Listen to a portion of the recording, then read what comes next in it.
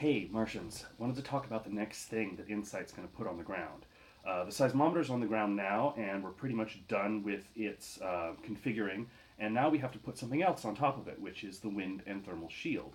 It's this white dome that you've probably seen in the deck pics. The seismometer there is already on the ground, and the seismometer is really sensitive. It's sensitive to temperature variations from the sun and the seasons. It's also sensitive to wind, even though Mars's atmosphere is really thin. The little vibrations that it can cause are enough to make noise for the seismometer, so we need to cover it. Now, what you normally do on Earth with seismometers is you attach them to bedrock, bury them deep into the underground where they don't get affected by that sort of thing. We don't have the ability to do that with the InSight lander. This arm does not have the engineering capacity to dig a hole, put the seismometer in, and then cover it back up again.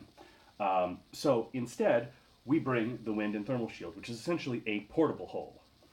And the wind and thermal shield has this skirt around it that once it's picked up, it extends, and then it comes and sits down on these feet. And this skirt has insulation on it that also underneath has scale mail and chain mail, like you would find on a suit of armor.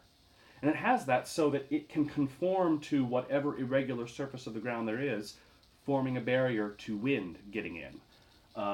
It's a pretty elegant solution to the idea. And so what comes up next is we'll pick up that shield, the skirt will drop down, and we'll be lowering it onto the seismometer. And once it's done, here's a little cutaway view. You can see the seismometer's inside does not touch the wind and thermal shield at all, and then the shield is outside of it. The wind and thermal shield is totally passive. There's no electronics. There's nothing. It's just a portable hole.